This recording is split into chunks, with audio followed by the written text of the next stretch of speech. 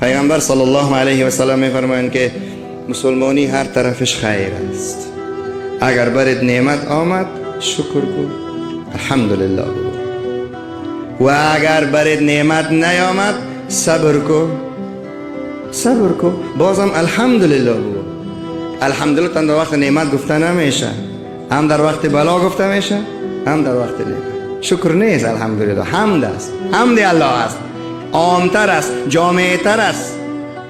حضرت رسول کریم علیه السلام می فرمایند که اگر به خانه کسی مرده شود، توته جگرش الله تبارک و تعالی بگیره، اگر این کس الله را میشناخته باشه، اولین کلمه‌اش است که الحمدلله. بلند بگوین خدایا هرچی که تو راضی شدی، من حمد تو را هنوزم میگم. بچهش گرفته، جگرخون است، ولی شناختش قوی است در ذات ذوالجلال. و اگر پول و دلار و افغانی و موتر و بیلدینگ هم پیدا کنه میگه الحمدلله. اگر همش در آنی در بته میگه که الحمدلله. مانند حضرت ایوب علی نبینا و علیه الصلاة و التسلیم، همه داراییش خداوند گرفت، میگفت الحمدلله. زن و بچهش گرفت، گفت الحمدلله. همه بدنش مریض کرد، گفت الحمدلله. بعد خداوند گفت ارکز برجلک، ای ایوب پایایت به زمین بزن که حمدت خوشم آمد، شکرت خوشم آمد، صبرت خوشم آمد. پایش به زمین زد، مشکلات ریخت، زیر پایش چشمه پلوغ چشمه برآمد، درخت سبز کرد، میوه پیدا شد، نوش جان کرد. زنش آمد، حضرت ایوب نمیشناس. کی هستی شما؟ گفت ایوب. گفت ایوب من این چنین نبود. گفته ابو ایوب تو بود که خداوند آنچنان ساخته بود، گفته بودم که الحمدلله. و این چنینم که ساخت، گفتم که الحمدلله. ما در زندگی ما میگیم که الحمدلله، در مرگ ما هم بعد از وفات در دل ما میگیم که الحمدلله، در مریضی ما میگیم الحمدلله، در صحت ما میگیم که الحمدلله. هر کس که تو را شناخت جان را چه کنه؟ جان کمترین چیز هست که تو به خدا میدی. پول کمترین، لن تنالوا البر حتی تنفقوا مما تحبون. هرگز به خوبی نمیرسین، به جنت نمیرسین، به شناخت الله نمیرسین تا که بهترین دارایی تانه به الله نتین، وقت تانه به الله نتین، زندگی تانه به الله نتین که الله را بشناسی. دیگه شاید تعجب کنین که چگونه به حضرت یوسف دروازه ها باز شد. کی دروازه ها را باز کرد؟ الله. حال حضرت یوسف وفات کرد مگر خداوند است؟ چرا دروازه باز نمیشه؟ شناخت ضعیف شده، عقیده ضعیف شده، اخلاص ضعیف شده. حتی ما در جاهایی بریم که دروازه باز باشه بسته میشه، سرچپه. دروازه باز باشه، ما بریم از نکبتی ما بسته میشه. شناخت ما، عقیده ما اصلا بعضا خدا را فراموش میکنیم. بالکل بعضی در وقت مصیبت کفر میگنه. چرا؟ خدا فراموش کرد نکرد، کافر شد نشد. او خدا تو تنها بچی ولی غیر از میگیری؟ او عزرائیل خانه تو خدا خراب کنه، نعوذ بالله. کفر گفت نگفت. شناخت ضعیف است از الله تبارک و تعالی. ولی وقتی که حضرت جابر رضی الله عنه بچگکایشه که یک بچه دیگه بچهش سرش میبره، زنش میگه که الحمدلله. پیغمبر علیه السلام در خانهشون میمان است، رسول کریم علیه السلام. شوهرش بیا گفت نان برش داد، و رسول الله علیه السلام نان پیش کرد. حتی نمیخواست به شوهر بگوید. شوهر گفت که خیریت است؟ گفت آرام باش که رسول الله میمان ما صلی الله علیه وسلم. او گوسفند که ذبح کرد، عبدالرحمن جامی در کتاب سیرت که در مورد پیغمبر علیه السلام داره نوشته، گوسفند که ذبح کرد به نام الله و گوشت میخواست بخورانه برای رسول الله علیه السلام، میمانشان است در غزوه خندق. این تفلکات یکی به دیگه گفت که چگونه ذبح کرد گوسفند پدرم؟ گفت بیا من یادت بتون. گفت بله ها. کار در گرفت کله برادرش کرد. گفت این قسم ذبح کرد پدرم. مادر آمد که خون و خونشار از بچه دچه دوید، مادر دوید برای پشت پسر، پسر سر بام برآمد زیر رفتید. هر دو پسر انا لله و انا الیه راجعون. ولی این مادر شاگرد محمد مصطفی بود. بچه چیست؟ زن چیست؟ اولاد چیست؟ دنیا چیست؟ به نزد کسی که الله را میشناسد. چطور حضرت ابراهیم میخواست اسماعیل را ذبح کنه؟ شناختش در حق الله قوی. امروز کم کسی شاید پیدا میشد که اگر این سنت ادامه پیدا میکرد که فرزندانش مردم ذبح میکرد. هرچی که کار ده حال فشار میتنه میبرد. تا که باز قصه جابر صاحب جبرائیل آمد گفت که میخوای نان بخوریم؟ بچه کا کجاست؟ پیغمبر علیه السلام گفت بچه دارین؟ گفت بله. کجاست بچه؟ بیرون است. مردهش یعنی بیرون است. صحابه خود دروغ نمیگه مبارک. مردهش بیرون است. خب بیا بگو. گفت نه بیرون است. گفت خب بیاین با ما نان بخوریم. گفت بعدا نان میخورم. یعنی در جنت برای شهدا میوه است، عزت است. حدیث شریف است. او خاطر بعدا نان میخورن، بهترین طعام صرف میکنن. میخواست باز بسم الله. جبرائیل گفت که یا رسول الله نمیتونی امر خداوند از بدون بچه ها نان بخوری. یک بار این زن در گریه شد. یا رسول الله قصه خو از این قرار است. شناخته میبینیم از الله تبارک و تعالی. و باز قدرت نمایی الله را ببینین. حسن یوسف دم عیسی، ید بیضاداری آنچه خوبان همه دارند تو تنها داری. رسول الله صلی الله علیه وسلم حضرت عیسی مرده را زنده میکرد به امر خداوند، به قدرت خداوند. حالی تو هم پیغمبر هستی، این معجزه رو داری. رفت دید که خون و خونشار کفن بالایشان، دست بالا کرد گفت پروردگار زنده کن. هر دو تفلکا برخواستن و نان خوردن با محمد مصطفی علیه السلام. خداوند ما را عقیده سالم نصیب بکنه. امروز کلانای ما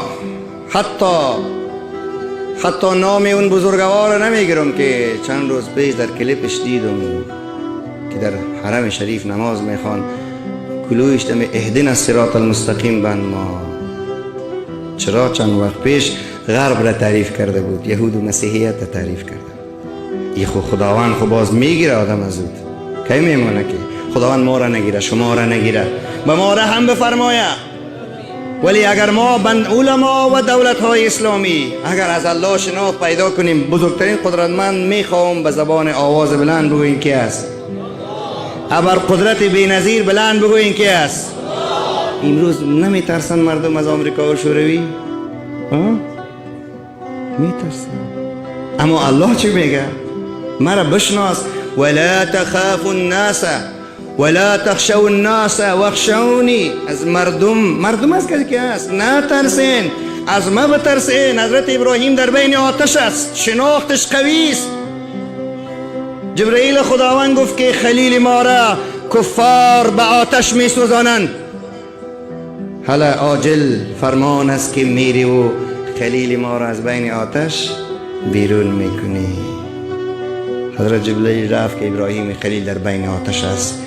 چگونه آتش کسی را می سوزانه که او تسلیم خدا هست جل جلاله. و بعضی هایی که در قبر میمانند میفهمین که بدنش خاک خورده نمیتون. کسایی بلندترین با تقواها مثل انبیا، مثل اولیا، مثل علمای با عمل، مثل شهدا خاک خورده نمیتون، اجازه خوردن نداره. فرمان از جانب الله است. او بنده تسلیم الله بود، محبوب الله بود. در دنیا و آخرت هم چنین است. شما که الله را بشناسین جل جلاله شما را آتش دوزخ سوختانده نمیتون. جناب رسول کریم میگه صلی الله علیه و سلم، حدیث ترمذی شریف است، وقتی که ما با آتش نزدیک میشیم اگر شناخت قوی از الله داشته باشیم، شناخت قوی که داشته طبعا عمل خوب زیاد داری، آتش صدا میزنه که مسلمان تیز تیز تیر شو که نور شناخت و ایمانی تو از الله آتش دوزخ را خاموش میسازه. خدایا ما را خودت به ما بشناس، آن گونه که به اولیاء الله شناختاندی، آن گونه که به صحابه و تابعین شناختاندی. تیری که به صحابه میخورد صحابه دیگر اخ میگفت، ولی امروز تیری که به برادر میخوره گویا به جوال کاه خورد. درد احساس همش رفته، انسانیت رفته. الهی دوباره بیار، از کجا می آید؟ از شناخت تو، از شناخت من الله تبارک و تعالی را میاره. و این شما که اکران عالم هم نیستین، این لحظه که شما تبلیغ دین گوش میکنین، شاید من خوب صحبت کنم یا نکنم، ولی نیت تو آمده اینجا نشستی برای رضای کی است؟ برای نیم ثانیه وقت داری که یک فکر کو تو را کی میبینه؟ فکر کو که تو را میبینه، تو برای از او آمدی، تو را میبینه. به فرشته هایش چی میگفته باشه؟ بدون ازی که از آیات زیاد خبر باشی، از احادیث زیاد خبر باشی، کسی تو را میبینه. به او پناه ببر، به او تسلیم شو، از او بخوای و بگو جل جلاله. یک کسی آمده بود دانه سرطان داشت، دانه سرطان داره، یک دم کنه. خب بسم الله الرحمن الرحیم، اره میخواست حرکت کنه، گفتم بیا اینجا. تو الله را میشناسی؟ گفت ها. یا شافی بگو. گفتم یا شافی بگو. این یعنی چی؟ ای ذات بزرگ شفا دهنده. این تکرار کو. چقدر تکرار کو؟ گفتم که تکرار کو که با جور شی اولش ادامه بیاری. باز حتما جور میشم. لا اله الا الله. عقیده مسلمان است. جور میشی انشاءالله. اما هر وقتی که تا آنگاه بخوان که جور میشی، ولی با خبر پس پیش ما بیایی. باز یک چند قدم میره، مولای صاحب جور میشم دیگه. نه جور میشم. هی افسوس با ما مسلمان ها. پس آمد هو بچه جور میشی انشاءالله، جور میشی انشاءالله. خرافی یا شافی یا شافی یا شافی. پشت اتاق آمد، دروازه را تق تق میکنه. چند هفته بعد مولای صاحب ما خود جور شدیم الحمدلله. حالی برای چی بیارم؟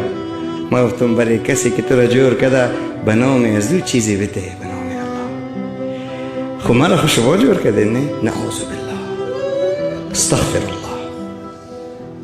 تو را من یاد دادم که شافی ذات ذوالجلال است، ولی اوست که ما را نمیگیره. او حلیم است. به این کلمه او بردبار است، او مهربان است، او ستار است، او غفار است، او کریم است. و هزار جان ما فدای او کریم. حضرت عبدالله ابن حذافه را کافرای روم گرفت. او الله را میشناسه. مرد چی است؟ هیچ پیش کسایی که الله را میشناسه. کفار گرفتن در وقت عمر فاروق رضی الله عنه، آب جوش آمدن. گفتن که تو را در بین آب جوش می سوزانیم اگر به ساحات مقدس اسلام دشنام نتی و کافر به الله نشوی. آن کس که تو را شناخت جان را چی کند؟ که جان چی است به نزد شناخت الله تبارک و تعالی؟ یک بار حضرت عبدالله ابن حذافه شاگرد جناب محمد رسول الله صلی الله علیه و سلم یک بار در لرزه در آمد. مویای بدنش خیت از این کفری که کافر میگه. ایمانش که مثل ما ضعیف نیست. خدایا ایمان ما را قوی بگردان. در حرکت و لرزه در آمد، اشکهایش میریخت. اساکیر پادشاه روم مردو دستایش گرفته بود، دستهایش از دستای این پهلوان قوی خطا میخورد تا که 5 تا 10 تا ایر زنجیر بند کرده رو طرف دیگ آب جوش میبرند. گفت پادشاه سی گریه میکنه، از آب جوش ترسیده. و علاج کنه. گفت من هدفم میگوید. گفت که ترسیدی نه؟ گفت نه، از حضرت پادشاه گریه من برای این نبود که شما مرا در بین آب جوش میاندازین و از من آب جوش ترسیده باشم. گریه من به این بود با خدای خود مناجات کردم که پروردگار تو داده یک جان دادی، ای کاش امروز 100 تا جان میدادی که در باب جوش به نام تو قربان میکرد. اسماعیل های زمان محمد مصطفی صلی الله علیه و سلم. پس از چی میرسی؟ از چی میترسی؟ چرا تشویش میکنی؟ چرا دلتنگ میشی؟ چرا مایوس میشی؟ مگر خدا نداریم؟ که داریم. اگر داریم که داریم، باز بگوین الله اکبر. اصلاح کنیم خود ما را خیر.